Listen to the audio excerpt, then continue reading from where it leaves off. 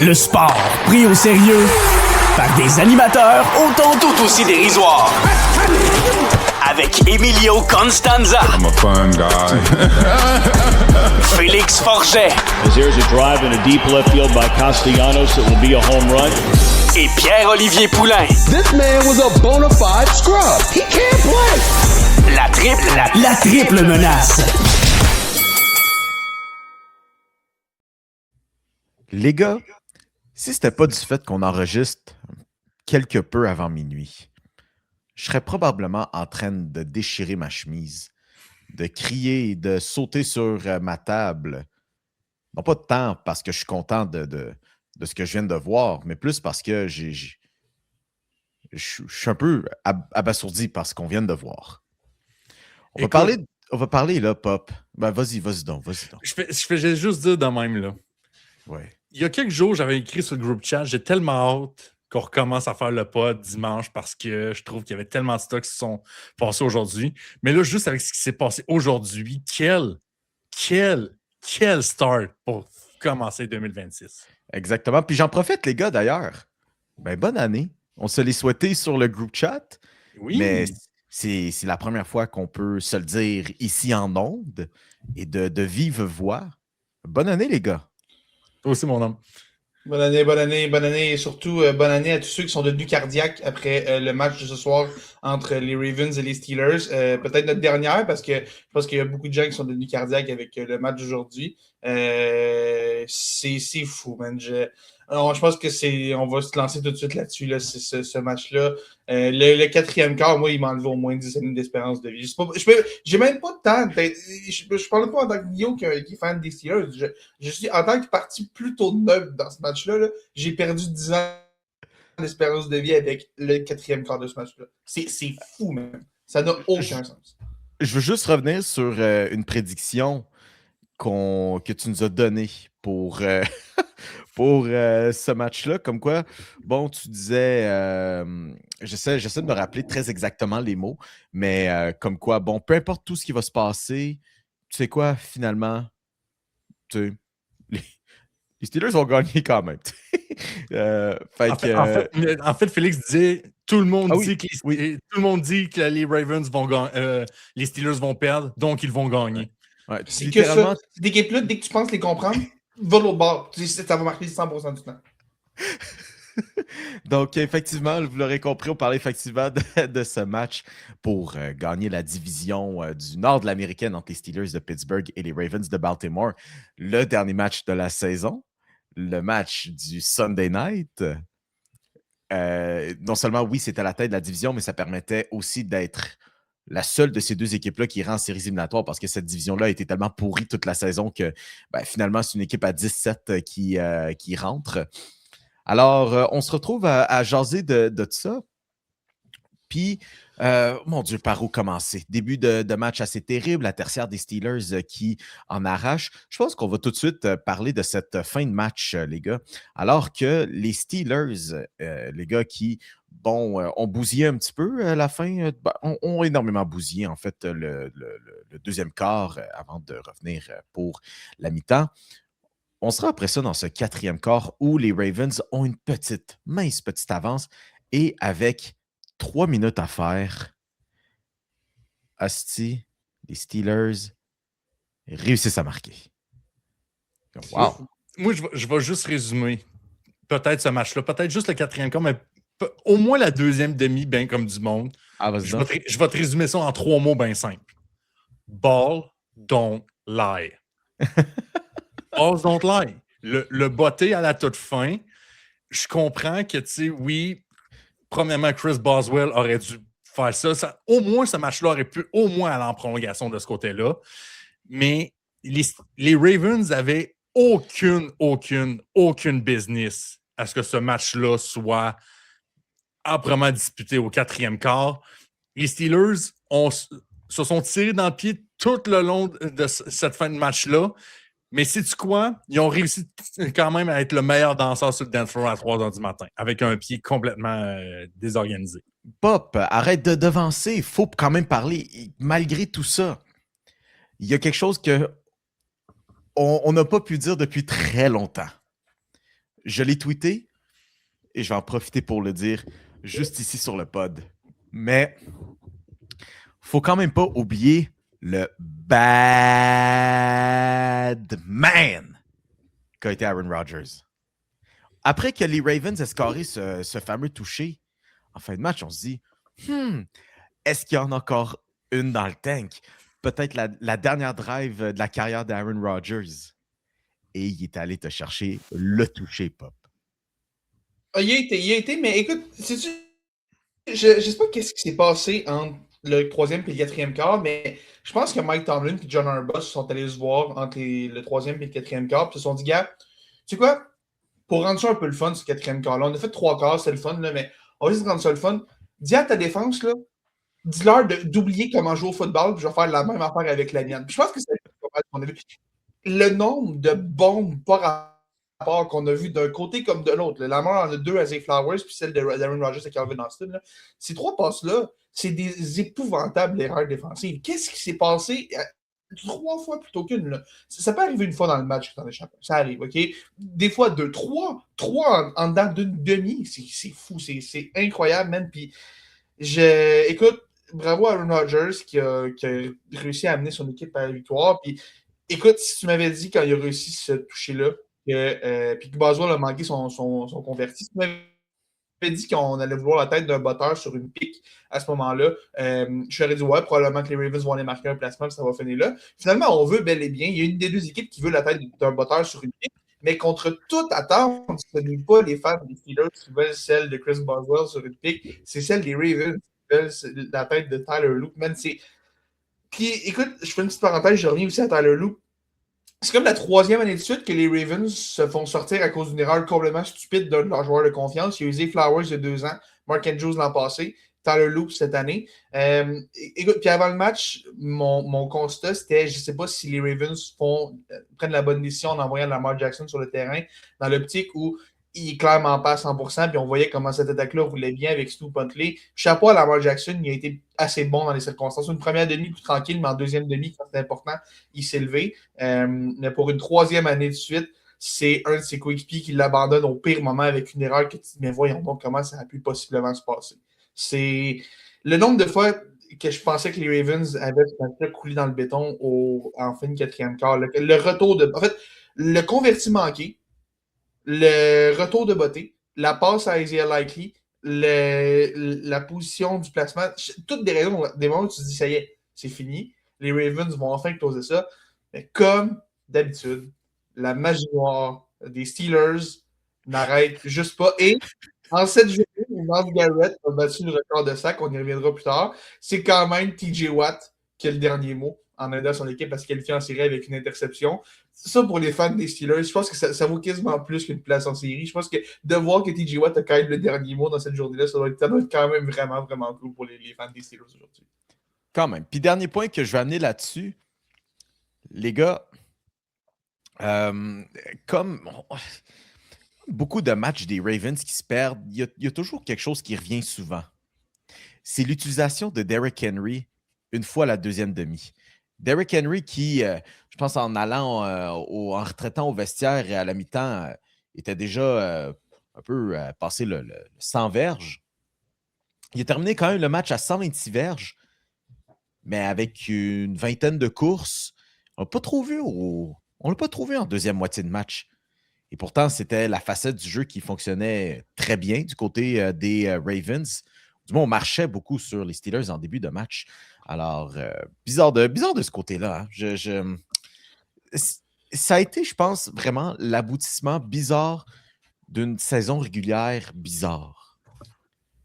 Ça fait des années qu'on fait ça à Baltimore. Je ne sais pas pourquoi on fait ça. Puis même avant Derrick Henry, les premières années où est-ce que Lamar était là, puis je ne sais pas pourquoi John Harbaugh et les Ravens en général ressentent le besoin de s'éloigner de la force de cette équipe-là qui est le jeu au sol. C'est à chaque année, c'est ça. Tu as Lamar Jackson, puis même avant, tu avais J.K. Dobbins, Gus Edwards, Mark Ingram, puis Derrick Henry depuis quelques années. T'sais, le jeu au sol a toujours été l'identité des Ravens depuis une dizaine d'années. Et à chaque fois, dans un match important, on s'en éloigne. C'est fou, c'est à chaque année. Puis j'ai l'impression qu'on a ce discours-là à chaque fin de saison des Ravens. Il y a un gars super important qui a fait une grave erreur, puis on a complètement oublié qu'on avait un jeu au sol qui était exceptionnel.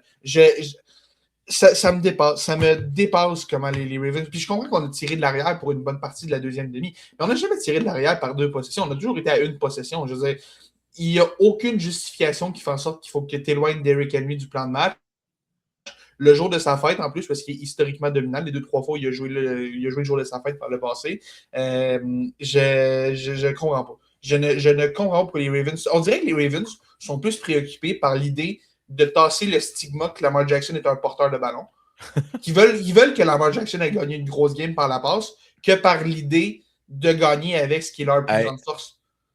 Félix, Pop va pouvoir le dire. Quelle autre équipe a perdu un Super Bowl en tentant de rendre leur corps arrière un héros? Oh, il y en a plein.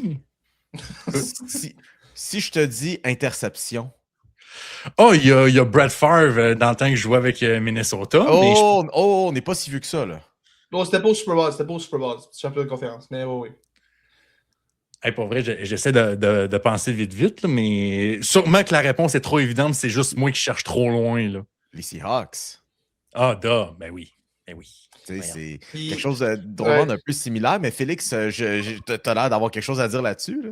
Ben, c'est ça. Tu veux savoir qui a compris que son carrière, c'est pas avec.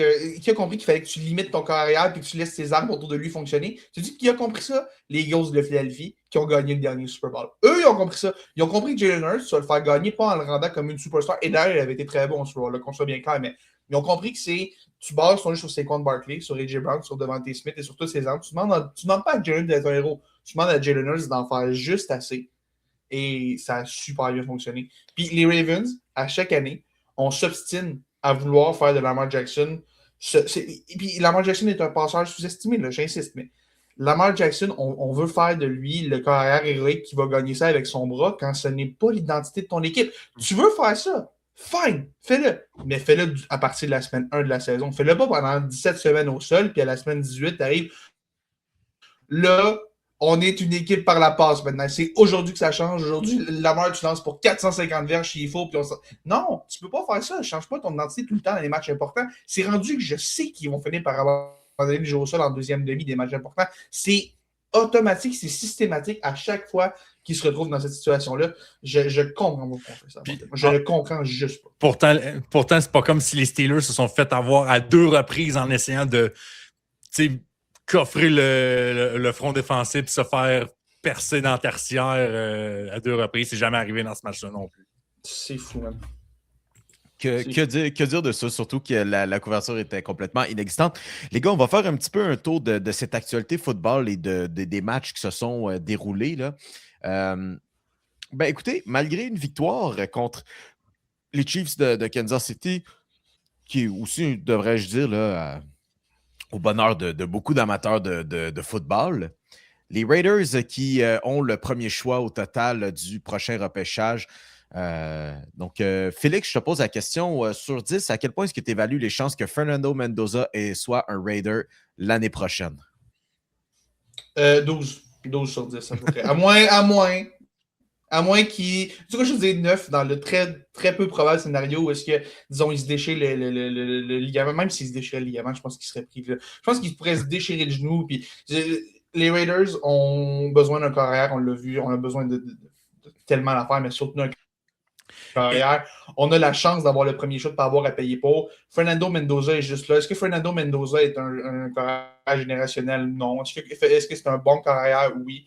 Un joueur avec qui tu peux travailler et tout. Puis je pense que là, on s'attend à ce que Pete Carroll perde son emploi demain ou aujourd'hui, au moment où vous allez écouter ça. Peut-être qu'il a déjà perdu au moment où vous écoutez ça, donc que les chances sont même relativement bonnes. On va amener un carrière pour travailler avec lui, puis on va construire autour de Mendoza. Je serais extrêmement étonné du contraire. Les Giants aussi, d'ailleurs, on n'a pas enregistré depuis, mais la dernière fois qu'on s'est parlé, les Giants qui avaient le premier choix. Et comme l'an passé, les Giants ont gagné leurs 2 derniers matchs, qui les ont sortis du premier choix pour les ramasser, pour faire en sorte qu'ils vont repêcher beaucoup plus tard que le premier rang. Des choses qui ne changent pas avec les Giants, des classiques indémodables à New York. Écoute, Des fois, les scripteurs veulent pimenter l'affaire. Là. Mettons juste dans des séries. Là, on sort de Stranger Things, là, on est dans une grosse période télévisuelle Netflix. Des fois, on essaie de Galaxy Brain des affaires pour essayer de pimenter l'affaire, mais des fois, on peut juste revenir au classique qui marche. Petit cliché qui marche chaque fois.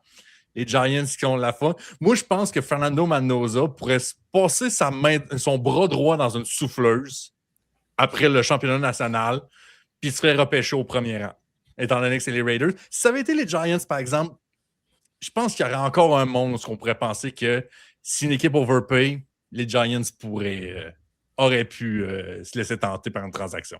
Mais vu que c'est les Raiders, aucune chance. 100%. J'ai demandé si Fernando Mendoza est un Raider l'année prochaine. Est-ce que Max Crosby est un Raider l'année prochaine? Est-ce que Max Crosby a envie d'être un Raiders l'année prochaine? Félix? Je pense que oui. Tu m'avais posé la question il y a une semaine, j'aurais dit non. Mais je pense qu'il y avait beaucoup d'émotions et tout. Puis là, je pense que le Mendoza qui va arriver, puis tout, je pense qu'il va rester au moins une autre année. Il y a une semaine, j'aurais eu une réponse complètement différente. Mais aujourd'hui, tu me poses la question, je te dis. Trouvez-vous pas que Max Crosby irait bien en noir et doré? En tout cas, il peut me donner l'adresse où il joue au basket, puis je peux aller le regarder puis faire quelques drills avec lui. Moi, ça me dérange pas, là. Je joue pas au basket dans la vie. Mais donne-moi l'adresse, puis je vais aller jouer au basket avec, là. Il n'y a pas de problème, là. Il semble en noir et doré, ça irait bien. Hey, c'est bien une affaire que tu n'as pas de besoin, c'est bien les chasseurs de cartes. Il n'y a même pas de place pour des Kirby que tu pourrais acheter Max Crosby. Une affaire que tu n'as pas besoin, c'est des joueurs de ligne défensive. Les Ravens, la seule chose qu'ils n'avaient pas besoin, c'est des running backs qui ont quand même été chercher Derrick Henry il y a quelques années. Est-ce que tu vas dire que leur carrière en est un? Moi, je dis rien. Si c'est en carrière ou non, ça, je vous laisse le dire. Mais gagner des gros matchs importants, c'est pas pour lui. All right, les boys. Ailleurs, sinon, malgré une victoire des Buccaneers, c'était pas terminé pour eux autres. Il fallait quand même une victoire des Saints contre les Falcons et c'est pas arrivé.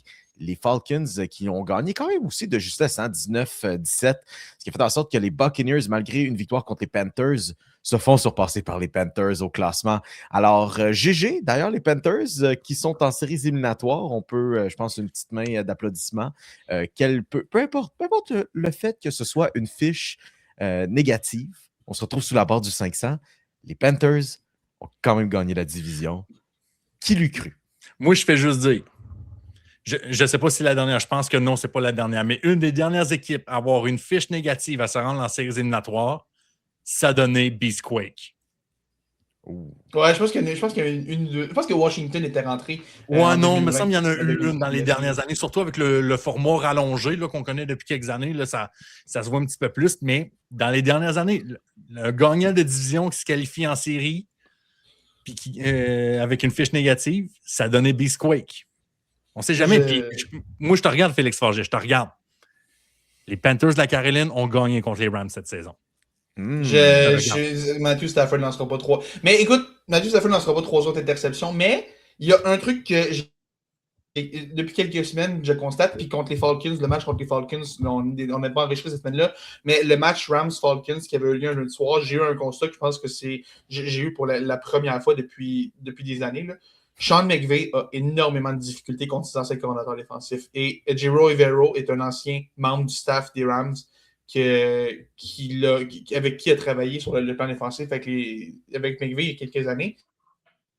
Tu sais, aujourd'hui, je pense que les Rams vont facilement gagner ce match-là, qui sera d'ailleurs le tout premier match des prochaines séries. On l'a-tu les horaires officiellement? Oui. On a l'horaire. On va tout donner ça un petit peu plus tard dans ce bloc. Là, on va revenir éventuellement au match-up éliminatoire. Mais de ce côté-là, Sean McVay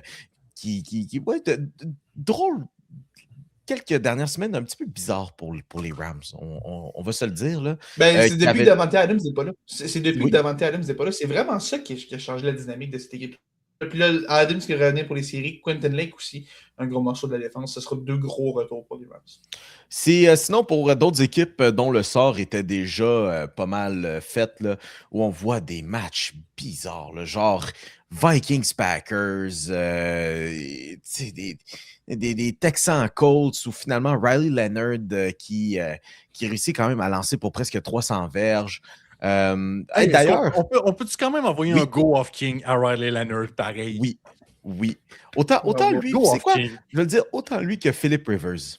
Oh, both. Oui. T'sais, écoute, je sais pas comment ça a été la dynamique dans les 3 dernières semaines, mais j'imagine tellement Riley Leonard qui a dû apprendre tellement de choses en 3 semaines en côtoyant Philip Rivers. Mon Dieu. Philip Rivers qui d'ailleurs aussi est encore dans l'actualité, là, non pas comme genre là, je pense que bon, c'était cute pour cette saison, là, mais comme quoi, je ne sais plus qui a sorti ça exactement, là, mais on s'attendrait à minimum une entrevue de la part de Philip Rivers pour un poste dans la NFL. Il était pas sur les sidelines pour rien aujourd'hui. Moi, je fais juste de ça. Moi, mais tu sais ce que je pense? Je pense pas qu'il y a une équipe qui va l'amener comme coach en chef dès maintenant. J'ai vu l'idée circuler. C'est ce qu'Yann Report a rapporté ce matin, qu'il y a des équipes qui font leur devoir. Moi, tu dis ce que je pense, puis j'ai vu le scénario aujourd'hui. Je prétends pas être celui qui invente ça, là, mais j'ai vu l'idée circuler de Philip Rivers qui irait comme coordonnateur du jeu aérien des Chargers pour travailler avec Justin Herbert et les Chargers qui est connu longtemps pour éventuellement que la suite logique des choses pour lui soit de devenir coordonnateur offensif et puis par après coach en chef un jour. J'ai pas eu cette idée-là, mais il y a aussi le fait que Philip Rivers entraîne ses fils au niveau high school aux États-Unis et qu'il y en a à peu près 257 des fils entraînés. Là, il est juste rendu au premier. Là, il y en a à peu près 17 autres qui s'en viennent après. Fait il n'a pas fini s'il veut tous les coacher un après l'autre. Mais on a juste besoin de regarder l'entraîneur-chef du Canadien pour voir un gars qui a laissé faire l'idée d'entraîner ses fils dans le hockey mineur dans son cas pour prendre un poste dans le sport professionnel. Donc, ça va être intéressant à suivre cette idée-là pour Philip Rivers. Comme a déjà mentionné George Lucas, c'est comme de la poésie, ça rime. Si Philip Rivers devait retourner du côté, non pas de San Diego Pop, du côté de Los Angeles, avec les Chargers. Je sais pas, Philip Rivers qui d'ailleurs restait toujours à San Diego quand l'équipe a déménagé, puis il s'était acheté une espèce de van dans lequel il faisait toujours un road trip de 2 heures in and out de Los Angeles à San Diego pour les matchs. Mais nous, quand tu as de l'argent pour payer le gaz pour faire les runs de même, il n'y a rien là. Quelle crise de perte de temps. Il est en retraite, qu'est-ce que tu veux qu'il fasse? Ouais, non, mais là, maintenant, oui, là. Mais okay. Ça, c'était quand il était joueur, là. Ah, mais quand tu es en fin de carrière et tout ça, qu'est-ce que tu veux que ça te fasse? Il y en avait assez de temps pour aller jouer après ça avec les Colts d'Indianapolis avant cette retraite-là. Dernier point avant qu'on passe au match-up éliminatoire. Les Jaguars qui terminent leur saison sur un gros point d'exclamation contre les Titans du Tennessee, une victoire de 41-7. C'est pas Cam Ward qui était le corps arrière des Titans ce match-là. C'était Brandon Allen qui d'ailleurs a complété 17 de ses 30 passes pour 72 verges et une interception parmi, je veux dire, une des pires stats que j'ai vues de toute ma sainte vie. Félix, tu voulais parler un petit peu de Cam Ward avant qu'on passe à autre chose. Oui, je veux parler vite de Cam Ward qui a vraiment, dans les derniers matchs, qui a pris un step incroyable. Il y a vraiment une amélioration qui est vraiment notable. Quand tu regardes les matchs, c'est clair que ce gars-là a pris un step. Puis juste le fait de ne pas se ramasser contre toutes les meilleures défenses l'une après l'autre, comme en début de saison, ça a dû l'aider un peu. Là. Mais écoute, aujourd'hui, par exemple, Cam Ward qui a débuté le match, qui a commencé le match avec un toucher au sol, mais qui s'est blessé à l'épaule. Et là, ce qui circule en ce moment, c'est qu'on parle d'une blessure qui serait très sérieuse, une blessure à l'épaule. Le AC joint qu'on appelle, là, qui est un peu au niveau de pas la clavicule, là, mais au niveau de l'épaule, ce serait une déchirure presque, en fait, une fracture presque complète qui pourrait le tenir à l'écart jusqu'à 6 mois. Sur ce qui est, je crois, la première fois de l'année qu'on a appelé une course pour Cam Ward. Depuis le début de l'élection, je pense que c'est la toute première fois qu'on fait ça. Il s'est blessé sur ce jeu-là. Ça lui coûterait possiblement jusqu'à 6 mois de sa préparation estivale avec un nouvel entraîneur. Sans dire que c'est une catastrophe, parce que il va quand même avoir le temps de revenir pour la saison. C'est pas du tout un problème, mais on s'entend que pour un jeune carrière, c'est vraiment, vraiment pas idéal, ce scénario-là. Puis c'est dommage parce que on parle beaucoup de Tyler Shaw récemment avec les Saints, qui a connu une super belle fin de saison. Mais Cam Ward, lui, commençait vraiment à prendre un step. Puis je suis complètement biaisé en tant que fan des Titans, j'en conviens. Là, mais depuis quelques matchs, il jouait vraiment du gros football. Puis cette blessure-là, j'espère que c'est moins sérieux qu'on pense. Et j'espère surtout que ça ne lui coûtera pas trop de temps de sa préparation estivale. Ça va être une grosse histoire à surveiller, surtout que les Titans ont un poste d'entraîneur-chef à combler. Est-ce que peut-être certains candidats vont être un peu repoussés ou inquiétés par cette blessure-là de Cam Ward? J'ai l'impression que ça pourrait être une histoire à surveiller au cours des prochains. All right, boys. Maintenant, on peut regarder de l'avant. Les séries éliminatoires, finalement. On a attendu tout ce moment-là pour ce pèlerinage de fin de saison. On est enfin rendu là. C'est la route vers le Super Bowl. Alors, pour les affrontements qu'on va avoir, OK? Samedi, le 10, on va avoir les 2 premiers affrontements qui sont les Rams contre les Panthers. Et qui, d'ailleurs, le gagnant va aller jouer contre les Seahawks de Seattle. Et ensuite... Non, c'est pas... Non, c'est pas sûr, il réussit. Ah oui, c'est vrai, il y a les receipts. C'est vrai, il y a les receipts. Ouais, la NFL, c'est un peu comment ça marche. Oui, oui. Merci la NFL, on aime les receipts. On veut des receipts. Vous voyez, même moi, je ne suis pas encore toujours implémenté avec le style de receipt. Oups, désolé mon langage. Alors, bon, on se reprend. Samedi prochain, on a les 2 premiers affrontements dans la nationale Rams-Panthers, Packers-Bears. Et même, j'ai mis dans les notes du show le match Packers contre Bears avec une parenthèse supplémentaire, écrit simplement un mot de 5 lettres. Movie. Ça va être... Pour bien de ces affrontements-là, OK? Notamment Rams-Panthers, mon tweet de « Merci d'avoir participé », il est déjà prêt. Mais Packers-Bears, c'est-tu pas l'année finalement où les Bears peuvent finalement vaincre les Packers? Puis, vous savez quoi? Avec raison, monter sur le cadavre des Packers, lever la main en l'air puis montrer un sale doigt de l'honneur. En tout cas, je pense que le Midwest au complet risque de pogner en feu. Tu crois? Dans la prochaine semaine. Tu sais, tu as probablement 2 équipes les plus anciennes, les plus historiques qui s'affrontent dans un match de rival de division. Mon Dieu. Mon gars ne sait plus quoi dire. Je ne sais plus quoi dire. Je vais juste dire ça ici. Green Bay, vous avez une mission. Vous avez une mission à faire durant ce match-là contre les Bears. Éviter les revirements. C'est juste ça que vous avez besoin. Le reste va se faire tout seul. Cette défensive-là, en fait, la défensive des Bears est beaucoup plus suspecte qu'on semble vouloir le donner un peu. Mais par contre, cette défensive-là, je pensais un peu cette semaine, là, tant qu'à être dans l'actualité. Pour moi, là, la défense des Bears de Chicago, c'est comme si on avait 11 Trevon Diggs sur le terrain défensif. C'est pas toujours beau, mais Chris qu'on fait des revirements, par exemple. Puis tu sais quoi? Peut-être que du jour au lendemain, considérant l'actualité récente, Trevon Diggs est sans emploi. Ben là, il est rendu avec Green Bay, là, vous me direz, là. Mais coupé par son équipe, d'ailleurs, c'est quand même fitting. Félix, de l'autre côté, avec les Bears, c'est quand même une grande entrée en matière pour Caleb Williams. Caleb Williams a été repêché par l'organisation pour arriver à ces moments-là, les séries éliminatoires. Et mon Dieu, est-ce qu'on arrive par la grande porte d'entrée? Presque, parce que bon, il y a les Seahawks qui ont le petit congé. Mais à quel point est-ce que ce match-là peut être important maintenant pour la jeune carrière de Caleb Williams? À quoi doit-on s'attendre, en fait, de son côté? Ça va être un match important. Ça va être pour l'organisation des Bears en général. On a entendu toute l'année que cette équipe-là a profité d'une cédule qui était facile. Et c'est vrai. Dans une certaine mesure, on a une cédule qui était avantageuse.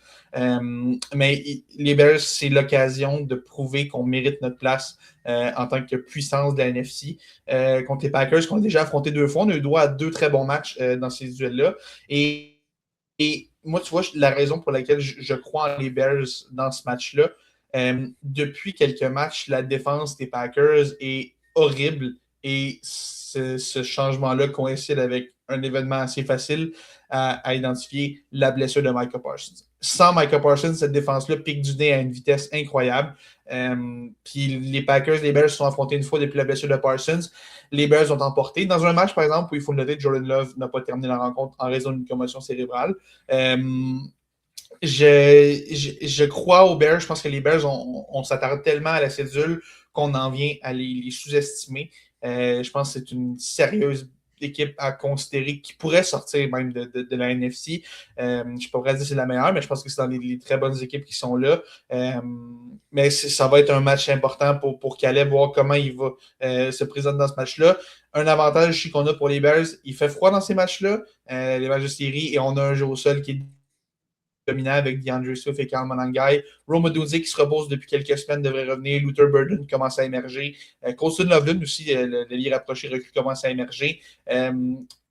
C'est très cool, par exemple, pour les Bears qu'on arrête de se mettre dans des situations où on a besoin de remontées miraculeuses en fin de quatrième quart. Là. Je veux bien croire que Caleb est vraiment bon pour les faire, mais si on fait prendre le contrôle du match rapidement et d'être un peu sur le cruise control, je pense que ça ferait du bien à beaucoup de fans des Bears qui doivent être rendus cardiaques aussi après l'année qu'ils ont eue.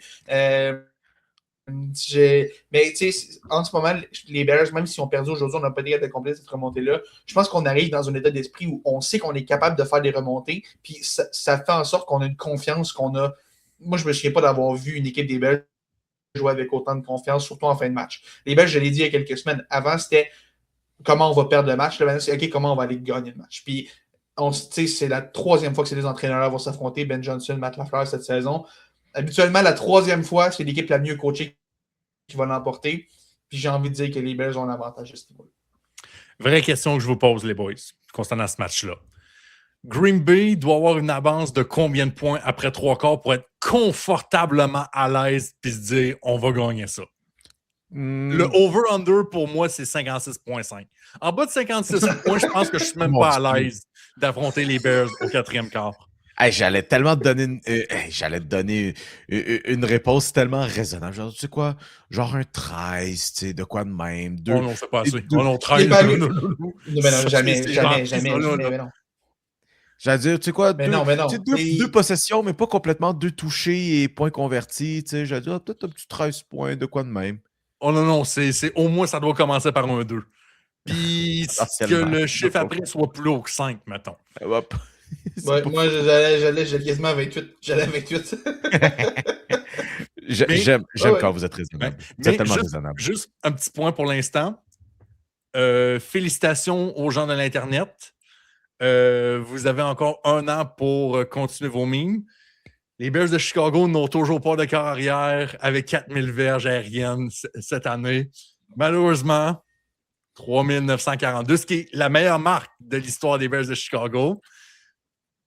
Mais c'est pas 4000. Tu sais quoi, je pense qu'ils vont quand même prendre une saison à 11-6 qui gagnent finalement le Nord pour la première fois en 8 ans. Mais en tant que personne qui aime les stats et les narratifs sportifs, ça, pour moi, c'est important. Mais je comprends que c'est pas pour tout le monde. Non, je confirme pas. C'est pas pour tout le monde.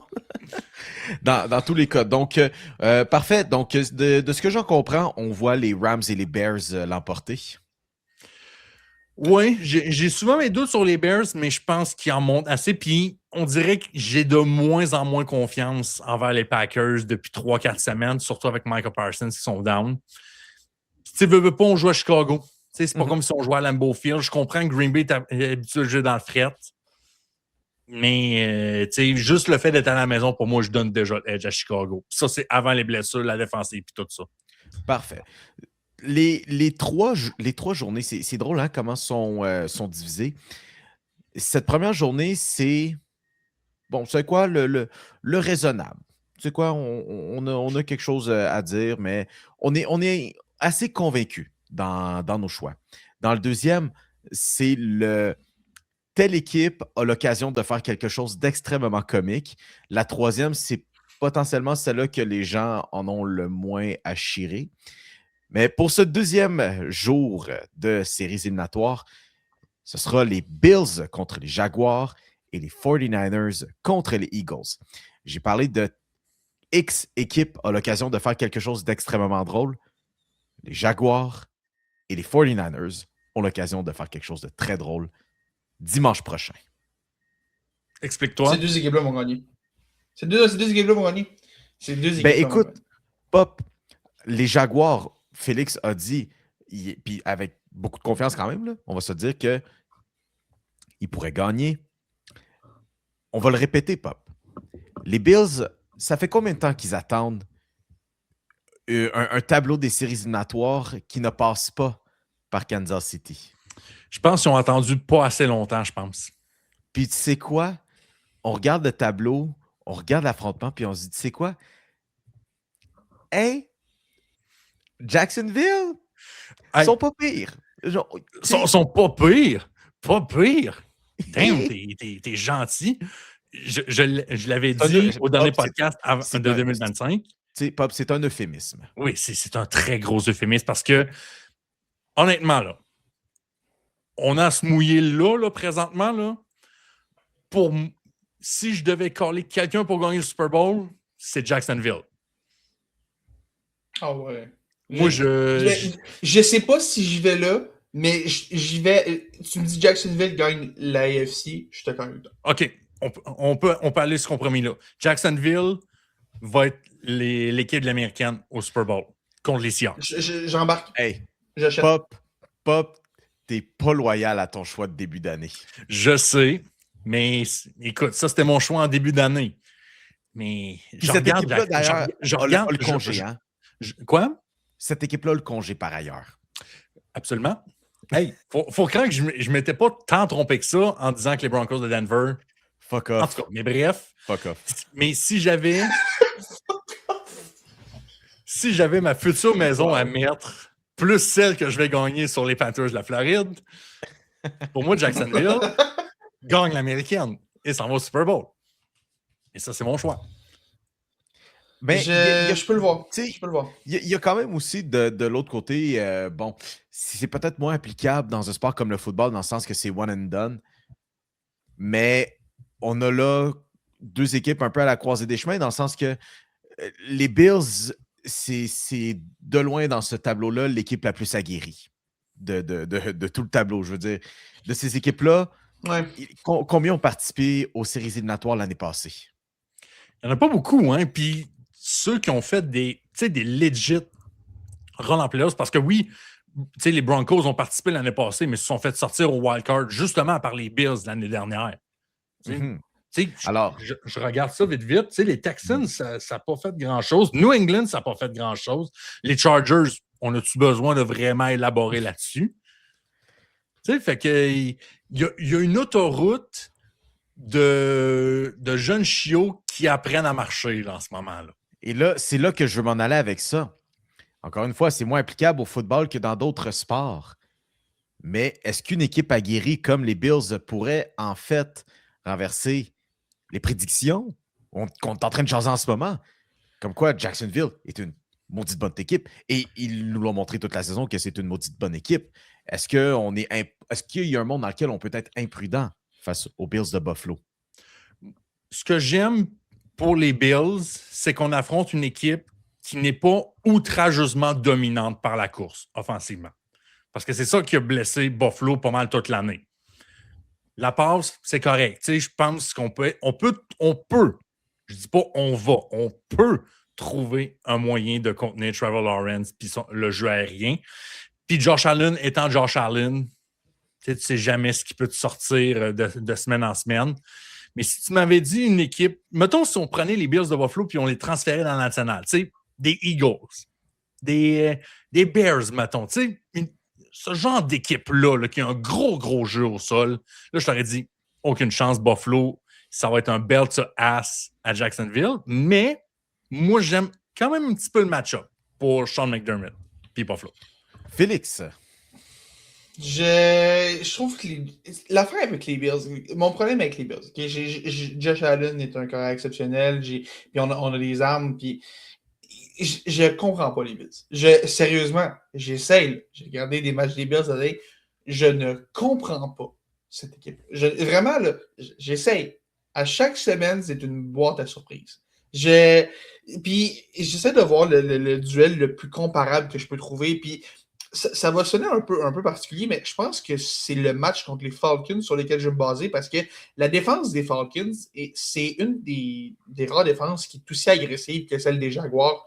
Puis je repense à ce match-là, puis les Bills, Josh Allen et les Bills ont tellement mal paru dans ce match-là que j'ai de la misère à voir comment on va se présenter, qu'on va essayer de trouver des solutions contre les Jaguars. Surtout que l'attaque des Jaguars est tellement en feu depuis un bout. Puis, tu sais, là, on a 2 porteurs de ballon en grande forme, puis on a un jeu aérien qui fonctionne super bien. Brian Thomas, il est rendu quasiment trop parce que Parker Washington, Jacoby Myers ont émergé, puis la ligne offensive fonctionne bien.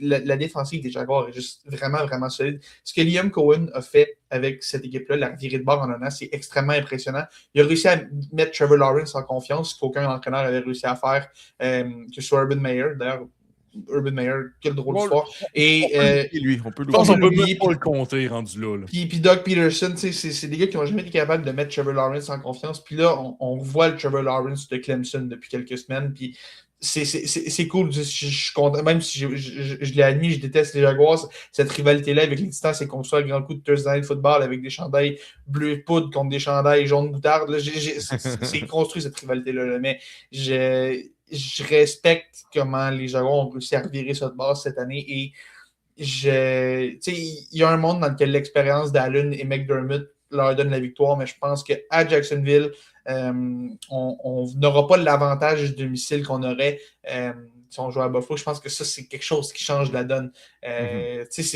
Jacksonville à Buffalo, c'est compliqué de jouer dans le froid pour une équipe de la Floride. Jouer dans le chaud de Jacksonville, on va être correct pas mal pour les deux équipes. Fait que je pense qu'on va être correct. Félix, à Jacksonville, c'est pas la chaleur, c'est l'humidité. Oui, exact. Puis ça pourrait quasiment être un problème pour les Bills, qui à ce temps-ci de l'année vont d'habitude jouer dans le froid. Mais Félix, je vais t'expliquer. Là. Les Bills, là, vite de même, c'est on fait absolument rien en première demi. On s'en va au vestiaire, on fait quelques ajustements. Josh Allen devient super humain. James Cook run pour 200 verges en deuxième demi. Et la défense aérienne des Bills donne 400 verges par la passe. C'est pas mal ça que je peux t'expliquer, Bills. Mais était où cette attaque-là contre les Eagles il y a 2 semaines? C'est ça mon point. Chaque fois, je pense que je le comprends. Chaque fois que cette attaque-là a besoin de se lever, elle se lève pas. Se lève pas? Je m'excuse.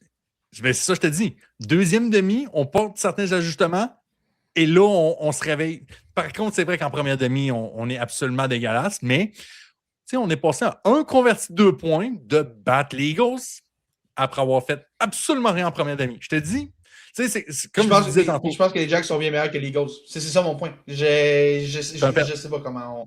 Je pense que mais c'est ça. Mais la formule pour les Bills, c'est ça. Le vrai match commence à la 31e minute de jeu. Est-ce que tu peux te permettre de sauter une demi contre les Jaguars? Je pense pas que ça. Voilà. Ça va être une boîte à surprise, puis on va voir comment, en fait, la défensive va répondre à ça, qui est quand même un gros défi. Puis là, si on a juste à mettre l'offensive des Jaguars contre la défensive des Bills, peut-être qu'on a une petite idée. Alors, si je comprends bien, messieurs, on voit les Jaguars remporter cet affrontement? Oui, absolument. D'ailleurs, je disais la défense aérienne qui donne 400 verges, mais je voulais dire la défense par la course. Mon erreur, excusez-moi. Il n'y a vraiment pas de stress. Puis l'autre match qui, encore une fois, une telle équipe a l'occasion de faire quelque chose de super comique, ce sont les 49ers, les gars. Les 49ers qui sont de retour, d'ailleurs, on n'en a pas assez parlé, j'ai l'impression. La dernière fois, je pense qu'on a beaucoup parlé des 49ers, c'est quand j'ai vanté Mac Jones, comment il a bien remplacé Brock Purdy, puis il y a un monde dans lequel... Tu sais quoi, peut-être qu'il fonctionne mieux dans le système que Brock Purdy. Brock Purdy a sûrement entendu le podcast La Triple Menace de cette semaine-là et s'est dit, m'a montré comment ça fonctionne chez les 49ers. Mais c'est pas juste lui, parce que malgré des blessures à Nick Bosa, bon, lui, on l'oublie un peu, Fred Warner, compagnie, cette défensive-là, cette attaque-là, tout fonctionne. Christian McCaffrey, qui, je touche du bois en ce moment, est en santé. Mon Dieu, mis à part le... bon. Encore une fois, on oublie ce dernier match, là, mais Christian McCaffrey qui a été sensationnel. Et puis là, tu arrives contre les champions en titre du Super Bowl.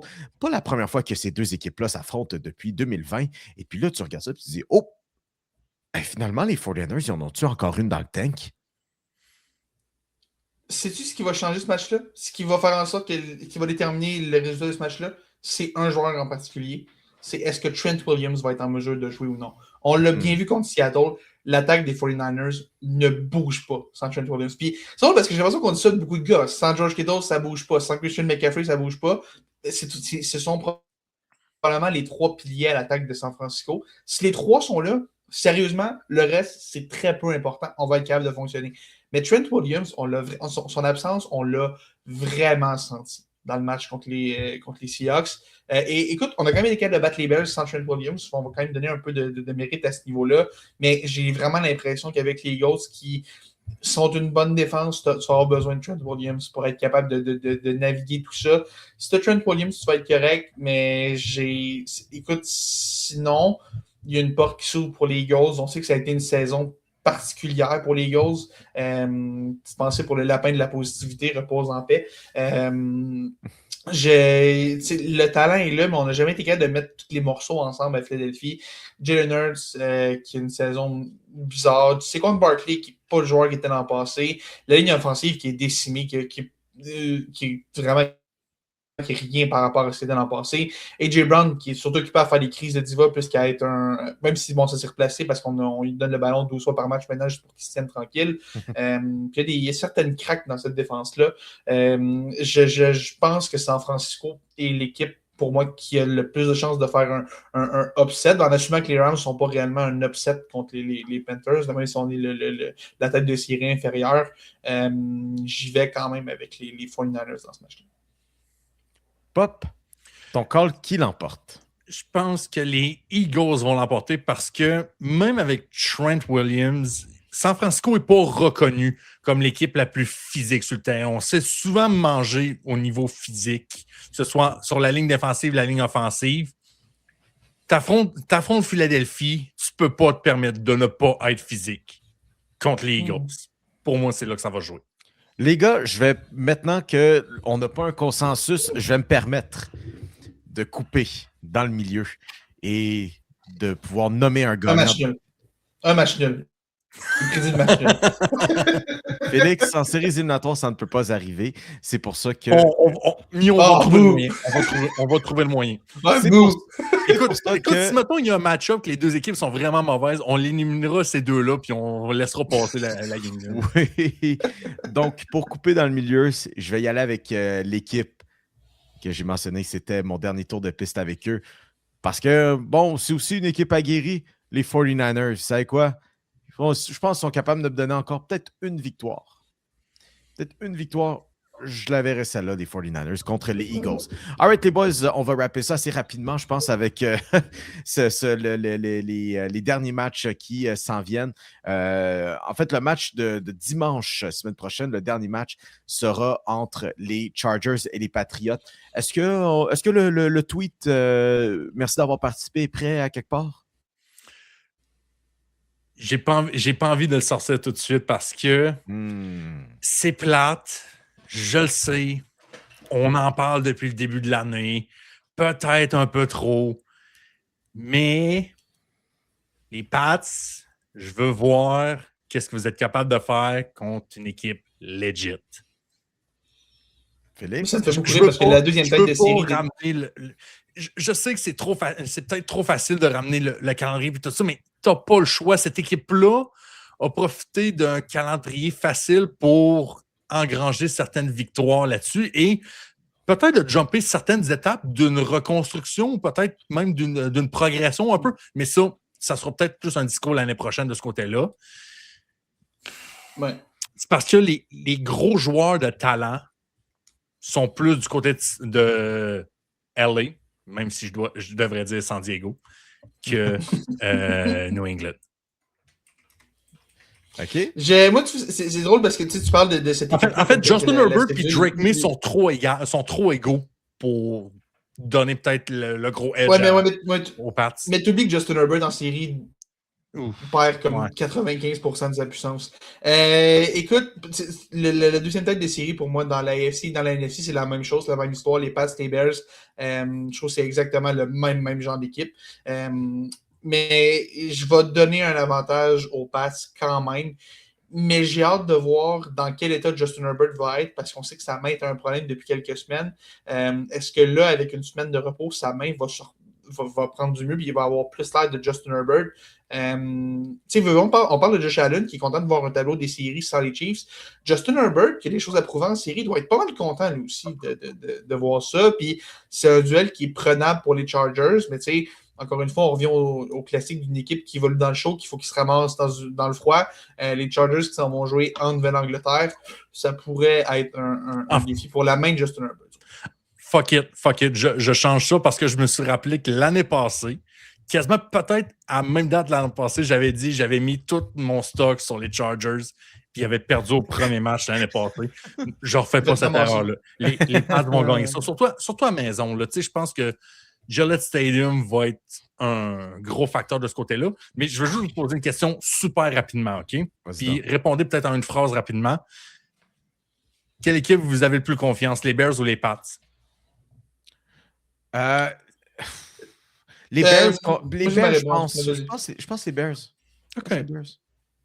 Je vais dire les Pats parce que l'AFC est beaucoup moins bonne que la NFC. Tu me demandes plus confiance de faire un bout de chemin en série, je vais dire les Pats. OK. Mais OK, je pensais que c'était juste dans le match-up actuel. Ah ben, non, pour tout en général. Mettons, vous regardez sur papier, puis ce que vous avez eu durant la saison, est-ce que vous trustez plus les Pats ou vous trustez plus les Bears? Écoute, je vais donner la ronde aux Bears cette ronde-ci, mais les Pats, parce que l'américaine est facilement prenable, à mon avis. Entre les deux, j'aime mieux les Bears, mais... Alright, les boys, on va faire ça rapide. Le dernier, c'est entre les Texans et les Steelers lundi prochain. Qu'est-ce qu'on voit de ce match-up-là? Je vais juste rajouter quelque chose. Ça va être Texans contre les Steelers à Pittsburgh. C'est à Pittsburgh? Oui, c'est à Pittsburgh. Je vais juste vous rappeler, ce match-là va être à Pittsburgh. Juste pour dire à quel point c'est hilarant, ce genre de match-là. Ce match va être à Pittsburgh. Félix, peux-tu nous prédire le match? Tout indique que les Steelers vont perdre. Donc, les Steelers vont perdre. Parce qu'en série, cette règle-là ne s'applique pas. En série, cette équipe-là, à chaque année, se fait trouer rendu en série. Ouais. Depuis 2010, les Steelers ont 3 victoires en série. On a battu Matt Moore, on a battu AJ McCarron et on a battu Alex Smith. C'est tout ce qu'on a battu. La défense des Texans va manger Aaron Rodgers tout rond. Aaron Rodgers ne finira même pas ce match. C'est intéressant ça. C'est quelque chose de même. Mais moi, ça me fait tellement rire parce que la défense des Texans, statistiquement, quand on regarde les stats, a toujours à peu près le même personnel, puis déguise rarement ce qu'il fait en défensive. Fait que c'est tout. Tu sais, la défensive des Texans, c'est la définition même de voici ce qu'on va faire, puis vous allez rien faire pareil. Essayez de nous arrêter. Essayez de nous arrêter. Voici ce que j'ai comme carte dans ma main de poker. Vous allez perdre pareil. Ouais. Contre de la grosse bullshit qu'on pourra voir. Ça va être... Est-ce que la machine à propagande est lancée, Mio? Est-ce que tu es prêt à lancer la machine à propagande de Steelers? La machine à propagande est lancée, man. Surtout ce soir, parce que, comme je disais avec le groupe chat familial, et oui, les Steelers vont très sûrement perdre encore une fois leur premier match de séries éliminatoires. Ça ne me dérange pas, parce que le Super Bowl est gagné. Le Super Bowl a été gagné ce soir. Contre les Ravens. Une autre défaite contre les Ravens. Une autre victoire contre les Ravens, je veux dire. Qu'est-ce que tu veux de plus? En fait, les Steelers ont 2 victoires contre les Ravens cette année, ont fait mieux que 9-8 et gagnent la division. Qu'est-ce que tu veux de plus? Qu'est-ce que tu veux de plus? La saison est complète. All right, boys. Avant qu'on passe à autre chose, lundi, aujourd'hui, c'est le ménage des entraîneurs-chefs. J'ai besoin d'un nom, vous pensez, et parti demain matin. Félix, tu as mentionné, tantôt, Pete Carroll. Est-ce que ça demeure ton lock? Est-ce que tu as un autre nom que tu veux nous donner? Mais qui crois-tu part demain au singulier? Là? Pete Carroll part demain. Mais, hot take, pas demain, parce que ça ne pourra pas se faire demain, mais lundi prochain, ou dimanche prochain, dimanche ou lundi prochain, si les Packers perdent contre les Bears, Matt LaFleur ne sera pas de retour avec les Packers en 2026. Ouh, c'est bon ça. C'est bon ça. Pop? Moi, j'y vais avec Kevin Stefanski. du côté de Cleveland. Puis le pire, c'est qu'en disant ça, ça me rappelle une discussion qu'on avait cette semaine. Il y a vraiment un monde où les 4 entraîneurs du nord de l'américaine pourraient tous perdre leur job dans des 2 prochaines semaines. Et moi, c'est là où je m'en allais avec ça. John Harbaugh, ça va être mon hot take. Je ne le vois pas revenir l'année prochaine chez les Ravens. Je pense que là, encore aujourd'hui, on l'a démontré qu'on est juste incapable, allergique de closer le match. Et puis, bon, Tomlin, on verra de quelle manière les Steelers vont perdre. Parce que si c'est un match qui est vaillamment disputé, comme on dit en anglais, don't put it past them. Donc, ignore pas la famille Rooney qui vont quand même garder Tomlin pour une autre saison. Mais John Harbaugh, c'est quoi? Je pense que c'est la fin du côté de Baltimore. Ce qui aurait été. Les Steelers pourraient perdre 70-0 contre les Texans. Mike Tomlin va être de retour l'an prochain. Mais c'est ça l'affaire, c'est parce que c'est pas. C'est beaucoup dans la mentalité de l'équipe. Mais là, l'affaire, c'est que John Harbaugh a eu quelques-unes des très excellentes équipes que les Ravens ont eues dans leur histoire. Et man, t'as pas grand-chose, mis à part 2 Super Bowls, pas 2 Super Bowls, mais 2 MVP à ton corps arrière. Mais au-delà de ça, que des sorties décevantes. C'est que c'est ça en plus, c'est que les sorties ont tellement été décevantes. Alors, c'est là où on s'en va avec ça. Mais les boys, c'est la fin de cette saison régulière de football qui aurait été très spéciale, certainement loufoque, mais on passe en vrai business la semaine prochaine. All right. Pop, tu as mentionné tantôt comme quoi, bon, c'est même pas la grosse affaire, mais tu me fais penser à ça. Tu as mentionné comme quoi, ouais, bon, c'est Stranger Things, tout ça. L'un des acteurs de la distribution de Stranger Things, Gaten Matarazzo, qui joue le personnage de Dustin, pour ceux qui écoutent ça. Félix, toi, je sais que tu n'écoutes pas ça. T'écoutes ça, Stranger Things? Non, ben écoute, être straight avec vous autres, là, tu sais, j'ai pas Netflix, j'ai pas Crave, j'ai rien de ça, moi, chez nous. Ah. Moi, ma TV, c'est le football, le hockey, puis YouTube. C'est ça, ma TV. La base, ouais, bon. La base. Bref, c'est cet acteur de Stranger Things, d'abord, qui, c'est déjà quand même connu, là, est un partisan de hockey, un partisan des Rangers, qui était même à Montréal, d'ailleurs, l'hiver dernier, lors de la confrontation des 4 nations pour le match Canada-États-Unis. Et puis là, dans cette tournée-là, pour faire la promotion de la finale de Stranger Things, est passé sur le balado de Bar Down. Et puis, bon, vu que c'est un fan des Rangers, tout ça, ça parlait de chandail, tout ça. Et là, il commençait à parler d'un nom. Là. Moi, là, ceux qui écoutent l'émission assez souvent savent que Mika Zibanejad, là. J'ai du problème avec ce gars-là. Puis là, moi, j'écoute le balado. Il joue sur mon autre écran pendant que je vais faire autre chose, je suis en gaming ou whatever sur mon écran principal. Fait que j'ai une vidéo qui joue à droite. Et quand il parle de Mika Zibanejad, tout d'un coup, je me retourne, je porte un peu plus attention à l'entrevue. Et là, il commence à défiler une séquence de 45 secondes de faits saillants de Mika Zibanejad. L'entièreté de ce 45 secondes de faits saillants, c'était tout contre les Canadiens. Tout. C'est même pas une blague. C'est entièrement contre les Canadiens. Puis là, moi, je me suis dit, écoute, peut-être parce que c'est Bar Down, du monde de Toronto qui découpe tout ça, mais man, ça a tellement ruiné mon après-midi. C'est tellement pas grand. Vous me dites, c'est tellement pas grand-chose, Mio, calme-toi, c'est not that deep. Non, c'est that deep. Comment tu fais exprès de mettre juste des faits saillants de Mika Zibanejad contre les Canadiens de Montréal? C'est quoi, veux-tu en racheter un peu plus et mettre des faits saillants de lui la fois qu'il a kické à rondelle en séries éliminatoires? Écoute, Mio, j'ai pas vu ce bout-là de qu'est-ce que tu me parles, mais dans ce 45 secondes de highlights contre le Canadien, il y avait combien de buts que c'était pas en avantage numérique, mettons? Aucun. Et voilà. Et c'est sûr, c'était sûr, ouais. Parce qu'en plus, je pense qu'on entendait un petit peu le son, puis on entendait quelque chose genre de power play, ces affaires-là, mais c'est toujours le même spot sur le one-timer, loin. Of course. La ligne bleue. Tout ça, ça a ruiné mon après-midi. OK, on va rentrer dans les choses sérieuses, les gars. Mais rendu là, dernier point, est-ce que t'as-tu la classique hivernale, Mio? Ben, défini hivernal. Je comprends que ça demeure l'hémisphère nord, mais défini hivernal. Est-ce que tu as vu ce qui s'est passé dans ce match-là en Floride? Oh, j'ai vu passer, mais Félix, tu sais quoi?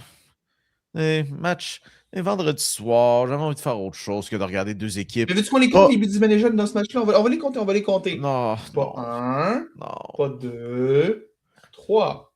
3 buts pour Belle, Ivan Ejon. belle soirée pour avoir manqué un match de hockey d'hiver. D'hiver, d'ailleurs, soit dit en passant. C'est mon opinion là-dessus. Hein.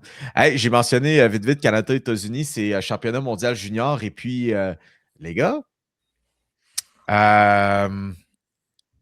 on mentionnait que c'était au Canada de perdre ce tournoi. Et puis, le Canada, effectivement, a perdu le tournoi pour pas, comme Félix dirait si bien, pas un, pas deux, troisième fois consécutive contre la Tchéquie. Man, je sais pas qu'est-ce qu'ils ont dans leur haut depuis 3 ans là, pour être aussi fucker que ça, là. Mais j'ai envie qu'on invente un dictateur communiste en Tchéquie juste pour qu'on règle le problème, là. J'en peux plus, là. J'en peux plus de la Corée de Tchéquie, là. J'en peux plus. Mais ce match-là, écoute, très honnêtement, probablement que j'ai passé 85% de la soirée à écouter Ravens-Baltimore. Tu sais, je pense que j'écoutais un bon bout quand c'était la mi-temps. Fait que, tu sais, je me promenais entre les deux et tout ça. Mais de voir cette équipe-là remonter et créer l'égalité, je pense, à 3 reprises. Et sur les 3 reprises, qu'à chaque fois qu'on recrée l'égalité, on perdait le momentum du match. C'est fou. Ça n'a aucun sens. 9 fois sur 10 dans ces situations-là, l'équipe qui crée l'égalité reprend le momentum, défile avec le match. Le Canada, sur les 3 fois, se sont écrasés après avoir repris, en du moins avoir créé l'égalité. Quelle équipe soft! God damn! Bon, puis, honnêtement, je pense qu'il faut donner. Il faut surtout donner du crédit à la Tchéquie, je pense. Absolument. Ben oui. Ce programme de hockey-là, depuis ça n'a jamais été une énorme puissance, là, mais depuis quelques années, on fait des beaux pas en avant du côté de la Tchéquie. Puis, il y a eu les Slovaques il y a quelques années aussi qui ont fait ça, l'année où il y avait Slav, Simon Nemec qui avait fait des méchants. On a senti qu'il y avait un petit boom, puis là, on sent que la Tchéquie est en train d'avoir son petit boom à elle aussi. Puis, c'est dommage pour le Canada qui a perdu ce match-là et tout, mais il faut quand même souligner ce que la Tchéquie est en train de faire. Puis honnêtement, pour bien les gens, c'était difficile de prendre pour eux aujourd'hui, mais ça va être difficile de ne pas prendre pour eux demain parce que ça reste objectivement, c'est une histoire vraiment, vraiment cool ce que la Tchéquie est en train de faire en ce moment. Puis il faut le souligner, ça finit éventuellement, c'est des cycles. Puis là, la Tchéquie est sur un bon cycle en ce moment. Je pense que c'est le fait qu'on ait déjà de rivaliser avec le Canada, même les battre. Je pense que le Canada avait gagné le premier match entre les deux équipes. La Tchéquie a gagné celui-là. Il faut souligner quand même ce que la Tchéquie est en train de faire. Puis, on voit de plus en plus d'équipes qui sont capables de rivaliser avec les grosses puissances. Puis ça fait en sorte qu'on ait des tournois qui sont plus enlevants. Au final, c'est l'amateur qui gagne, même si le fan de Team Canada a probablement été un peu déçu. Mais ce qui est le fun aussi, puis je vais finir là-dessus, c'est que la Tchéquie a tellement saisi l'opportunité. Ah ben oui. De voir la Russie être bannie. Puis sais-tu quoi? C'est nous qui va prendre le spot. C'est nous autres qui va prendre. Tu sais, ça ne sera pas un tournoi à 4 équipes, Canada, États-Unis, Suède, Finlande, vu que la Russie n'est pas là. On va prendre le step. Notre cycle est arrivé au bon moment et on a pris l'opportunité. 100%. Chapeau à eux autres. Aussi simple que ça. 100%. Mais voilà, j'ai hâte quand même que la Russie soit débannie pour qu'on puisse les revoir au championnat mondial junior. Ah, ben là. Aux Olympiques. Ben, ah, non. Là, les Olympiques, ça, je veux dire, là, la Russie, de loin, le programme international le plus surestimé qu'il n'y a pas aux Olympiques. Oui, je peux comprendre ton point un peu. Premièrement, la Suède existe, pour commencer. Et 2, mais mettons si on se concentre juste pour le championnat mondial junior, OK?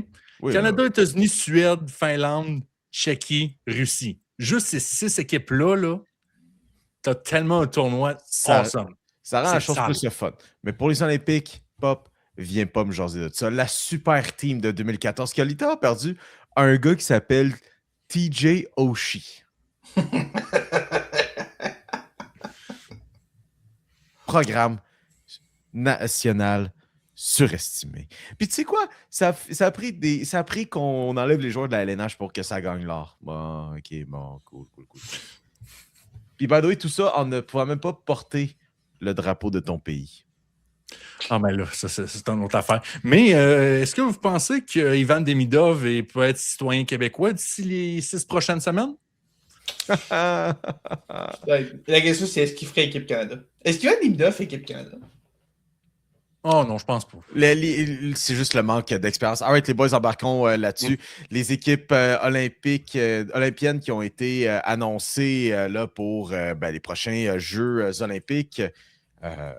Première observation, est-ce que tout ce dont vous souhaitiez voir a été exaucé du côté des Olympiques? Tous les joueurs que vous vouliez voir être nommés sur les différentes équipes, ça s'est exaucé? Est-ce que les joueurs que je souhaitais voir ont été pris? Non. Mais les joueurs qui n'ont pas été pris, ce que je m'attendais, n'ont pas été pris. C'est peut-être plus alors, ça. Si je fais semblant, mettons, de tousser, puis je dis Cole Caulfield, Lane Hudson, sans surprise, mais surprise, je pense que considérant la philosophie de construction d'équipe que Bill Guérin nous a laissé à croire, Pop, est-ce que tu étais surpris de ne pas les voir sur la formation ou au contraire, est-ce que tu disais, voilà comment Bill Guérin veut faire son équipe? Effectivement, qu'ils ne sont pas sur l'équipe. De toute façon, les Américains sont tellement... USA Hockey est tellement têtu pour commencer déjà à la base. Eux autres se sont dit, hey, on a perdu en prolongation en finale contre le Canada dans un tournoi chapeauté par la Ligue nationale où tout est presque permis physiquement. Sais-tu ce qu'on devrait faire?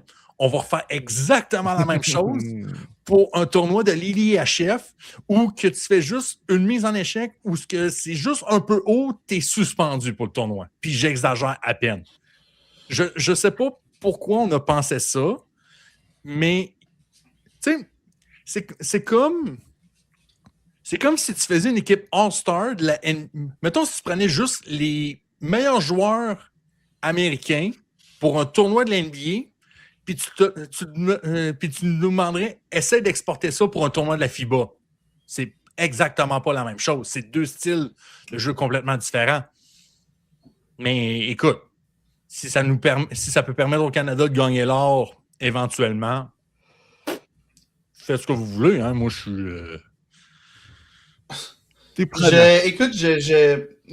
On va parler de Caulfield et Hudson vite. Est-ce que je pense que les deux auraient dû y être? Oui.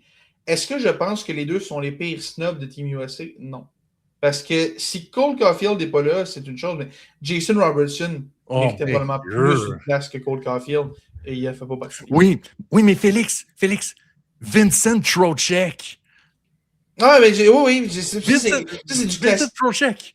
Non, mais ça, c'est classique cas de. C'est l'entraîneur des Rangers qui est là, fait qu'il va amener son joueur de piqué. Même raison pour laquelle Anthony Cirelli est avec l'équipe Canada. C'est la même raison. Même raison. Ces deux gars-là, c'est la même chose. Félix, veux-tu savoir c'est quoi la différence entre les États-Unis et le Canada dans cet exemple-là? C'est que le Canada gagne au bout de la run. Oui. Puis, écoute, j'aurais pris Robertson. Écoute, Caulfield, je l'aurais pris aussi, mais la réalité, c'est que si Robertson n'est même pas là, ça a été difficile de tout. Tu sais, Robertson était avant Caulfield dans les Même Trevor Zegras n'a même pas été pris, puis je le prends avant Caulfield. Là. Ah, je sais pas. Tu peux me sortir un argument que tu peux le prendre. Mais, si tu as pris TJ Oshie une couple d'années pour ses tirs de barrage, tu prends Zegras pour la même raison. Là. Mais puis écoute, Lane Hudson, je reviens aussi vite. Encore là, oui, je l'aurais pris. Mais tu sais, dans un monde où Adam Fox a été ignoré, ça pour vrai, là. Tranquillement, un monde où ça devient difficile. Tu sais, Adam Fox, tu vois, c'est un gars des Rangers qui joue pour Mike Sullivan, qui est le coach de Team USA et des Rangers, puis il l'a même pas pris. Je veux dire, ça va contre la politique avantageuse qu'il y avait contre lui. Fait que je sais pas.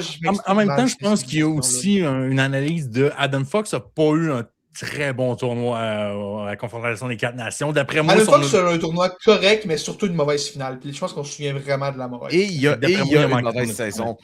Il n'y a pas une très belle saison en ce moment non plus, mais. Regardez. Il a surtout été blessé, mais oui. Oui, il y a ça aussi. De ce côté-là, les boys, dernier point que je veux amener aussi un petit peu avec vous. En fait, 2 derniers points un peu canadiens, puis après ça, on va parler justement du bleu-blanc-rouge pour ce bloc hockey. À commencer, Oliver Kapanen, qui sera de l'équipe finlandaise, et notamment un certain Patrick Laine, qui n'a pas été nommé. Bon, il y a la blessure qui vient sûrement jouer, en fait, en compte dans toute cette histoire-là, mais Patrick Laine qui n'y est pas et Oliver Kapanen qui y est. Et aussi, bon, il y a cette histoire-là qui sort du côté de la formation canadienne. Devon Toews, qui est, on en rit beaucoup et est un très bon défenseur. C'est par-dessus tout le partenaire de jeu de Cale Makar. S'il y a quelqu'un qui s'est joué avec Cale Makar, c'est Devon Toews, qui a été nommé sur l'équipe. Et puis là, il y a cette histoire qui sort comme quoi, bon, sa femme est enceinte, ils attendent un enfant et elle est due pour le mois de février. Et Devon Toews a mentionné comme quoi il n'irait pas aux Olympiques si sa femme n'a pas encore accouché. Donc, dommage pour, je pense, le plus grand perdant là-dedans, c'est Cale Makar.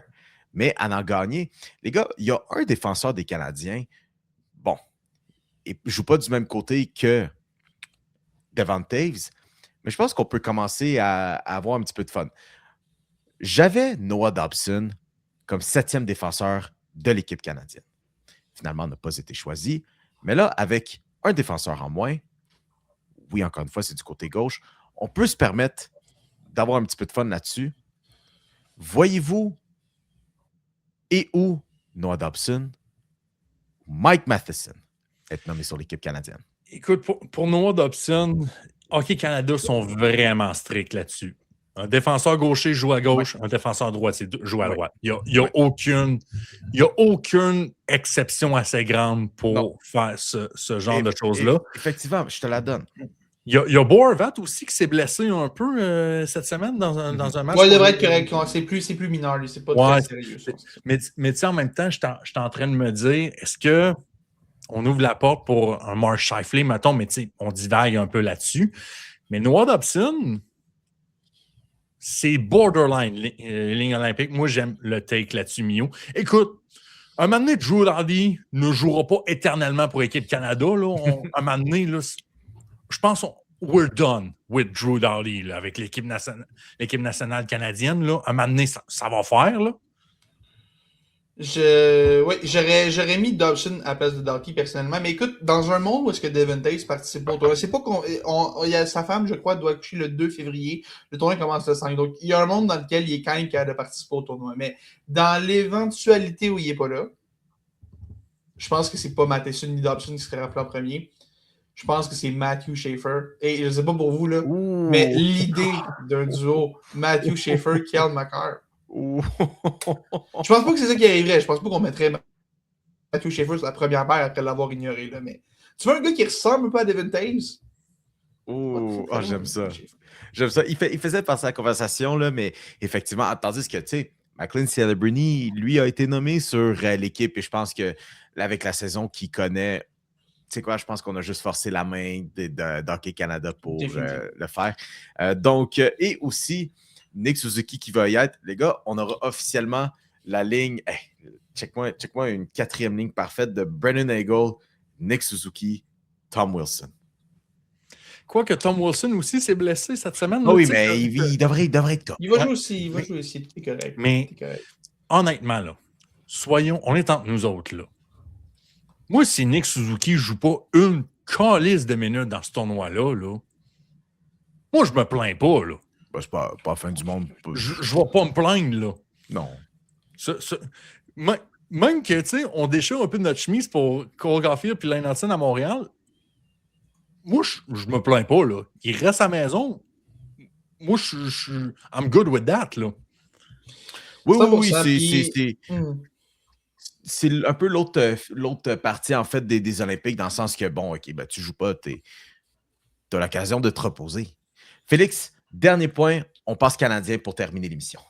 Je me demande si en ce moment on va pas Nick Suzuki comme le 13e attaquant de cette équipe-là. Le genre de gars, par exemple, qui est si cool, puis j'ai aimé quand Doug Armstrong a parlé de ça en annonçant l'équipe, il a insisté sur le fait que Suzuki peut jouer partout, puis j'ai vraiment l'impression que s'il y a un blessé, c'est Suzuki qui prendrait sa place, mais j'ai l'impression qu'en ce moment, on le voit peut-être comme le 13e attaquant.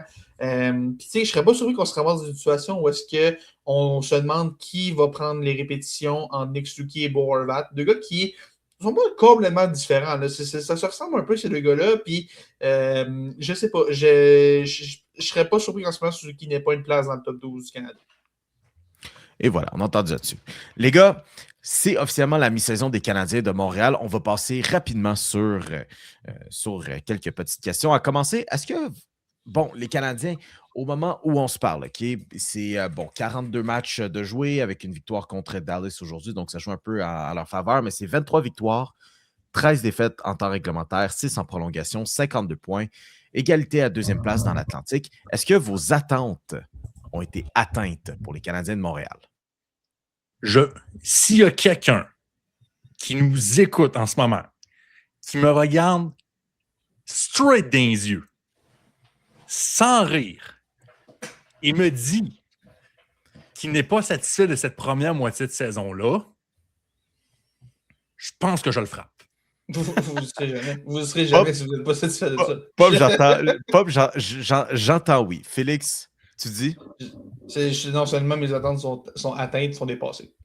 Quand tu considères toutes les blessures en plus, puis quand tu considères surtout que le dernier mois, tu vois tous les jeunes morceaux du corps qui prennent un step surréel. Là. Suzuki, Caulfield, Slav qui est en train de devenir un monstre. Demidov qui est en point par match depuis 2 mois. Hudson qui est à plus qu'un point par match depuis 2 mois. Si quelqu'un est déçu de ça, toutes mes excuses, je pense que vous ne serez jamais satisfait. All right, ça m'amène à mon prochain point. Les gars, de cette mi-saison des Canadiens, quelle a été votre plus grande surprise? Félix, je te renvoie la parole là-dessus. C'est difficile de ne pas nommer Oliver Kapanen. Je veux dire, tu mets ce gars-là sur le centre du deuxième trio un peu par accident parce que tu n'as personne d'autre. Puis ce gars-là se ramasse à marquer des buts comme s'il était Alex Ovechkin des pauvres. Là. C'est quoi ça? Qu'est-ce qui se passe? C'est quoi ça? C'est quoi ce liaisage-là? Puis écoute, je l'ai dit sur le show, j'ai des doutes quand même à long terme sur le fait que Kapanen va vraiment être le deuxième centre. Tu sais, ça reste un gars qui en ce moment marque des buts au-dessus de ta tête. Puis en ce moment, c'est un gars qui Van Demidov est en train d'y acheter un sacré beau contrat. Là. C'est fou. En ce moment, il Van Demidov est en train de faire en sorte qu'Kapanen va tellement être surpayé. Là. Mais bref, en ce moment, il faut quand même évaluer les résultats. Puis, c'est tellement difficile de ne pas être satisfait de ce que Kapanen amène en ce moment. Ça va être ma surprise de l'année jusqu'à. Pop! Moi, je vais juste dire que Oliver Kapanen est sur un pace de marquer 25 goals cette saison. Et ça, c'est incroyable juste à dire ça. Mais je pense que ma réelle surprise, je pense que c'est juste enfin l'éclosion de Juraj Slafkovský. C'était bon, non, très bon. Ouais, c'est Plusieurs personnes vont dire que ce que Martin Saint-Louis a fait individuellement pour amener Cole Caulfield aux joueurs, quand même assez relativement complet, comme on le voit cette année, c'est peut-être son meilleur fait d'armes. Moi, je suis en train de regarder ce qu'il fait avec Juraj Slafkovský, là. Oh mon Dieu! Oh mon Dieu! Ça, honnêtement, j'ai littéralement fait un saut en voyant ça. Je regardais un peu, tu sais, j'étais sur Red Zone un peu, je regardais le football cet après-midi, puis je suivais un peu, tu sais, je regardais le box score de la game canadienne Dallas. Je vois que Juraj Slafkovský score. Je regarde le petit numéro, tu sais. Ce qui est le fun, c'est que dans ces applications-là, genre DoScore, ESPN, c'est que quand un joueur score, il monte son combienième de l'année. Révolution. Tu sais, c'est une idée révolutionnaire. Je regardais ça. Juraj Slafkovský est rendu déjà à 15 goals au milieu de la saison. Ce qui est bon d'ailleurs pour c'est le deuxième meilleur marqueur des Canadiens, soit en passant. Si tu me dis au début de la saison, au tournoi de golf cette année, que Juraj Slafkovský run sur un pace d'environ 65 points et une trentaine de buts, je me dis, Chris, on gagne la division, c'est clair, là. Parce que ça veut dire que Suzuki Caulfield joue à un niveau surhumain, Lane Hudson, la même affaire. Et c'est ça c'est ça un peu ces dernières semaines qui se rend vraiment le fun du côté du Canadien. sont en train de devenir un peu ce que Jeff Gordon avait fait avec les Rangers. Tu sais, il y avait le premier noyau, Shesterkin, Panarin, Zibanejad, Trocheck, etc. Puis on avait un deuxième noyau, tu sais, un Lafrenière, un Capo Caco, un Brendan Schneider, un Keandre Miller. Je ne sais pas si vous êtes en train de voir, je pense qu'on commence à voir la même affaire du côté de Montréal. Suzuki, Caulfield, bon, OK. Là, c'est dur à dire, c'est en niveau performance, mais Montembeault, Kirby Dach.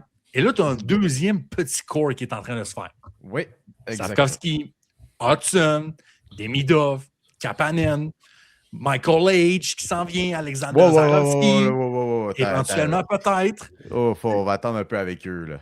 On est en train de voir un deuxième petit noyau derrière, dans le grand noyau du Canadien de Montréal.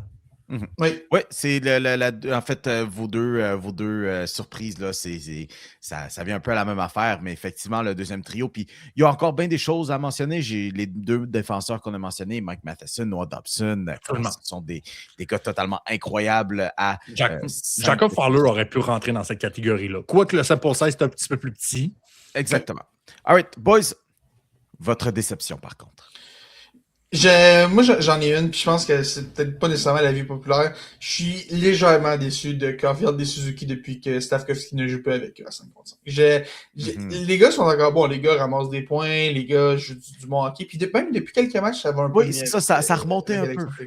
Avec Alexandre Texier, ça va un peu mieux. D'ailleurs, Alexandre Texier a réussi une sacrée bonne réponse à la surprise d'année. Sérieux, ce gars-là est une révélation, mais tu sais, j'ai pas envie de dire que Slav rendait ces gars-là peut-être meilleurs qu'on pensait, mais le rendement de ces gars-là, surtout à 5 contre 5, a vraiment diminué depuis que Slav est parti. En ce moment, le vrai premier trio du Canadien, c'est celui de Slav. Ce n'est pas celui de Suzuki. La rondelle, elle voyage tellement bien. C'est fou. Et puis, je suis pas inquiet. Suzuki Caulfield, là, je suis pas inquiet. Là, ça va partir là, tranquillement, vite. Là, wow, le Canadien est rendu l'équipe de Slav et Demidov. Est-ce qu'il faut échanger Caulfield pour autre chose? Là? Wow. Attends, ça va super bien encore. Là, ça marche super bien, mais... Donne pas des idées à Norman Flynn la semaine prochaine. Là. Je veux juste, la seule chose que je veux, c'est d'en voir un tout petit peu plus de la part des deux meilleurs attaquants de l'équipe. Je pense encore que c'est les deux meilleurs attaquants de l'équipe. Hein. Je pense encore que Suzuki et Caulfield, ce sont les deux attaquants sur papier, les deux plus talentueux de l'équipe. J'aimerais juste en voir un tout petit peu plus de ces gars-là à 50%. All right, Pop. Sais-tu, ma déception va avoir un lien avec celle de Félix. My God. Parce que les gars, vous êtes parfaits. C'est une petite déception. Là. Je dis pas de l'envoyer au soleil pour plus le revoir à Montréal. Là. C'est pas ça que je dis. Mais Zachary Bolduc a eu l'audition. A eu la meilleure audition qu'il a eue. Il est encore jeune. Je comprends. C'était une recrue l'année passée officiellement. C'est pas mal, vraiment juste sa deuxième vraie saison complète dans le grand club et tout ça. Mais il y avait de quoi à faire de ce côté-là juste pour garder Suzuki et Caulfield dans la même chaise de productivité. Puis malheureusement, ça n'a pas donné grand-chose. Là, je pense qu'en ce moment, avec Philippe Danault sur le troisième trio, là, c'est parfait pour l'instant, mais il y avait peut-être une opportunité ou peut-être juste un scénario où on pourrait dire « Hey, on pourrait avoir deux lignes vraiment équilibrées du côté de Montréal. » Puis encore là, c'est pas pour dire que Suzuki et Caulfield jouent mal un peu. Mais malheureusement, Juraj Slavkovski est en train de devenir ce que Brendan Gallagher était dans son prime, mais à 6 pieds 4, 230 livres. C'est-à-dire, tu le mets sur une ligne, le spark plug, le spark plug, mais tu as une ligne offensive qui marche mal, tu mets Juraj Slavkovski, puis on dirait que ça punch un peu de ce côté-là. J'aurais voulu. Puis je sais que Zachary Bolduc est capable d'être greedy, d'être un peu physique, tout ça, mais le fit n'est juste pas là, puis le manque de constance était là. Et là, Mio, je sais où tu t'en vas avec ça. Je vais déjà te dire ce que je veux comme souhait pour la deuxième moitié de saison. Parce que c'était ma dernière question, effectivement. C'est la nouvelle année 2026. Vous avez besoin d'une résolution pour les Canadiens de Montréal. Pop. Kirby Dach revient le plus vite possible, puis il reste en santé. S'il te plaît, for the love. Le classique. God. Santé. Mais, pour vrai, tu sais, le fait que Bolduc, ça n'ait pas marché, ça ouvre une porte tellement parfaite pour ramener Kirby Dach avec Suzuki, Et voilà. Caulfield, à l'aile, pendant... Tu sais, c'est là qu'il a connu ses meilleurs succès à Montréal. C'est là. C'est là. Et Peux-tu tasser Texier en ce moment, par exemple? Est-ce que tu peux tasser Texier en ce moment? Moi, c'est ce que je me demande. il n'y a pas de raison de tasser Texier, par exemple. Ça, je te l'accorde de ce côté-là. Mais si je peux aussi formuler un autre souhait que j'aimerais avoir, un souhait bonus, c'est de ne plus jamais revoir Jayden Struble et Arbor Xhekaj en même temps dans l'alignement du Canadien de Montréal. C'est tout. Oui, effectivement. Félix, ta résolution pour 2026 pour les Canadiens. Peut-être, mais pas les deux. Ouais. Écoute, moi aussi, tu vois, comme Pop, je t'en donne deux, OK? Premièrement, que Slav, l'émergence de Slav, on parle souvent de Slav qui est un gars qui joue juste la deuxième moitié de saison. Là, on l'aura première moitié de saison, qui manque pas de gaz en deuxième moitié de saison. Parce qu'on l'a vu, qu'il a joué une demi-saison. Est-ce qu'il a de le faire sur 82 matchs? Là, on assume comme tout que le Slav de deuxième moitié va continuer tout aussi bon que le Slav de première moitié. Peut-être qu'il va manquer de gaz. C'est possible, on va espérer que non, mais on souhaite à Slav d'être capable de garder ce rythme-là sur 82 matchs. Et surtout, on souhaite un monde dans lequel Brendan Gallagher ne joue plus tous les matchs. Parce que ça va plus. Je pense pas que Brendan Gallagher est capable de jouer 82 matchs avec son style, surtout dans un calendrier condensé avec son style de jeu. Les blessés vont revenir bientôt. Kirby Dach devrait revenir. On espère qu'il y a un recul dans sa réhabilitation. On va espérer que ça ne dure pas trop longtemps. Patrick Langley devrait revenir éventuellement. Alex Newhook devrait revenir éventuellement. Je pense que tôt ou tard, on va devoir arriver au constat que Brendan Gallagher ne peut plus jouer tous les matchs. En ce moment, tu plus Gallagher ou Samuel Blais de ton line-up. Et je pense que là, tranquillement, tu arrives à la réalisation que Samuel Blais, qui est le gars facile à tasser, là. C'est le gars vraiment le plus facile à tasser dans ton line-up. Tu le mets probablement avant Gallagher dans ta hiérarchie. C'est Jake Evans aussi qui va finir par revenir. Je comprends même pas qu'on soit arrivé et qu'il n'y ait même pas de débat quand tu poses cette question-là. Voilà. Beaucoup de choses sur son passé. All right, boys. Il n'en reste pas gros. Mais qui dit retour de la triple menace, dit quand même retour d'un petit segment bonbon, tant qu'à y être. Le petit segment bonbon? Ah ouais, pourquoi pas? On se laisse tenter. Holy shit! C'est le perron d'église. On a une petite question pour vous, bien simple, cette semaine on parlait du championnat mondial junior. Alors, la question qu'on cette semaine, c'était quel espoir survais-tu au championnat mondial junior? Et on a eu une belle réponse de Michael Meunier qui dit « Quand tu es le seul Québécois en uniforme pour le Canada, je pense que ça mérite une attention particulière. Personnellement, je vais suivre les matchs de Caleb Desnoyers de très près. Il a connu somme toute un bon premier match dans le tournoi face aux Tchèques. Je souhaite du succès, tout comme à l'équipe Canada pour la suite des choses. » Bon, on sait comment ça a terminé. Hein? On parle des Tchèques et on parle de la suite des choses pour l'équipe Canada, mais effectivement, Caleb Desnoyers qui, en tant que seul Québécois, quand même... le seul représentant de la belle province là-dessus. Et sort de ce tournoi sans but, mais en même temps, c'était pas tant son rôle là-dessus. Les gars, comment avez-vous trouvé le tournoi un gars comme Caleb Desnoyers, justement? Ce que j'ai aimé, puis je pense qu'il y a peut-être un petit parallèle à faire avec Nick Suzuki. Nick Suzuki, Caleb Desnoyers, dans une équipe de cette sorte-là, c'est tellement le genre de joueur que tu peux commencer le tournoi comme 4e trio et que dans une semaine, rendu là où ça compte, ce gars-là est dans le top 6. Mm-hmm. Et Caleb Desnoyers a rempli ça. Dès sa première présence contre les Tchèques dans le premier match, il se passait quelque chose.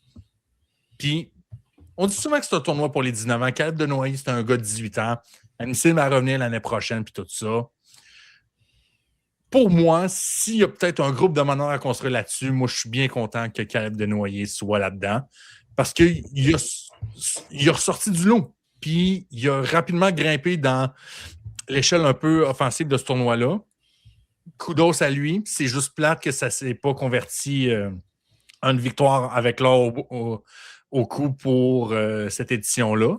Mais sur le plan individuel, Caleb Desnoyers, pas grand-chose à redire sur sa performance en général cette année avec l'équipe Canada Junior. Puis d'ailleurs, c'était l'un des espoirs qu'on surveillait. Beaucoup aussi du côté de Montréal, je pense qu'on a surveillé Michael Hage, quel tournoi de son côté aussi. Marco D'Amico, qu'on a reçu sur cette émission, qui sort sur les réseaux sociaux, comme quoi Hockey Canada a annoncé que Sam O'Reilly, TJ Ginla et Zane Parek ont été nommés les meilleurs joueurs du tournoi pour l'équipe canadienne et non pas Michael Hage. Sam O'Reilly, Sam Hey, O'Reilly. Ouais. N'importe OK. quoi, man. N'importe Est-ce quoi. est-ce un message envers les gens qui vont jouer dans la NCAA? Ah, man. En tout cas, if I speak, big trouble. Comme dirait José Mourinho. If I speak, big trouble.